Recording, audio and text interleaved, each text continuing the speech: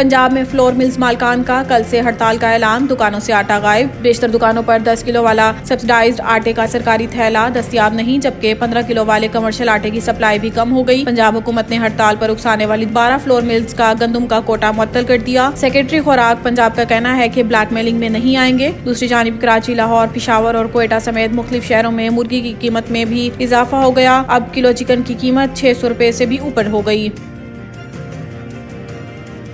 ननकाना वाकया, कत्ल होने वाला मुलजिम पहले भी मुकद्दस और आग की बेहुरमती में गिरफ्तार हो चुका। आरपीओ शेखुपुरा बाबर सरफराज ने मीडिया से गुफ्तगू करते हुए बताया है कि मुलजिम वारिस 2019 में इसी तरह की बेहुरमती के वाकये में मुलविस था। पुलिस ने मुलजिम को गिरफ्तार किया था। वो 2022 में रिहा होकर आया था। मुलजिम ने आज सुबह दोबारा मुकद्दस और आग की बेहुरमती का इर्तिकाब किया। बाबर सरफराज ने बताया है कि मुलजिम को मोहल्लेदारों ने पकड़कर तशद्दुद का निशाना बनाया। पुलिस ने मुलजिम को हिरासत में लेकर थाने मुंतकिल किया। मुश्तइल हजूम धक्कम पेल करके सीढ़ियों की मदद से थाने में दाखिल हुआ। हजूम मुलजिम को पुलिस से छीनकर थाने से बाहर ले गया और इसे तशद्दुद करके हलाक कर दिया। आरपीओ शेखुपुरा का कहना था कि मुश्तइल अफराद ने मुलजिम की लाश को आग लगाने की भी कोशिश की। पुलिस ने आग लगाने से मुश्तइल हजूम को रोका और इन्हें मुंतशिर किया और लाश अपनी तहवील में ले ली। वजीर आजम शहबाज शरीफ ने भी वाक़े का नोटिस लेते हुए वाक़े की तहकीकात का हुक्म दे दिया, जबकि निगरान वजीर आला पंजाब मोहसिन नकवी ने IG पंजाब से वाक़े की रिपोर्ट तलब कर ली।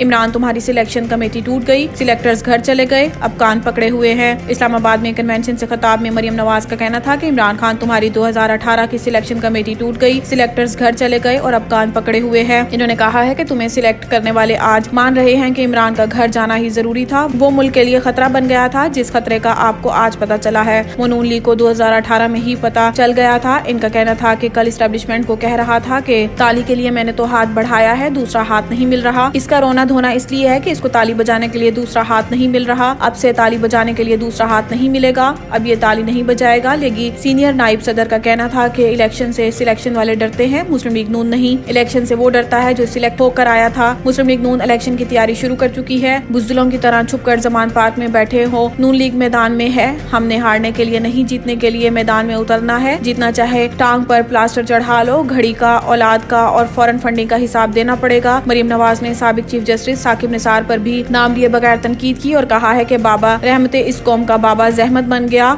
आज गली गली सदाकत व अमानत के पोल खुल रहे हैं।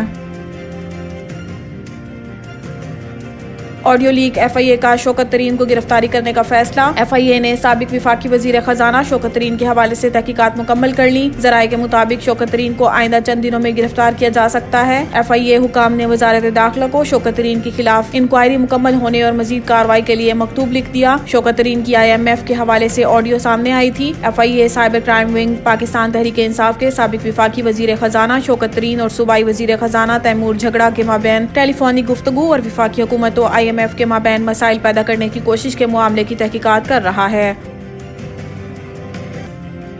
इलेक्शन कमीशन मुंशियों पर मुश्तमिल है, फवाद चौधरी की एक बार फिर तनकीद। ट्विटर पर जारी बयान में फवाद चौधरी ने लिखा है कि अदालती अहकामात के बाद भी आम तासुर है कि इलेक्शन कमीशन इस्लामाबाद की तरह सूबाई इलेक्शन भी नहीं कराएगा। इलेक्शन कमीशन मुंशियों पर मुश्तमिल है। PTI रहनुमा के मुताबिक आइन के साथ ये खिलवाड़ मुल्क को महंगा पड़ेगा। इलेक्शन कमीशन को इंतखाबात के लिए आज इजलास मुनक्किद करना चाहिए था। जारी बयान में इन्होंने मजीद लिखा कि बहुत हो गया, आइन की बालादस्ती के लिए हमारी तहरीक बिल्कुल तैयार है। झेल भरोसे इस तहरीक का आगाज होगा। ख्याल रहे कि फवाद चौधरी को इलेक्शन कमीशन के खिलाफ नफरत फैलाने से मुतल्लिक केस में गिरफ्तार किया जा चुका है। एडिशनल सेशन जज फैजान हैदर गिलानी ने फवाद चौधरी की मशरूत जमानत मंजूर करते हुए रिमार्क्स दिए थे कि इस शर्त पर जमानत मंजूर कर रहा हूं कि फवाद चौधरी दोबारा ऐसा बयान नहीं देंगे।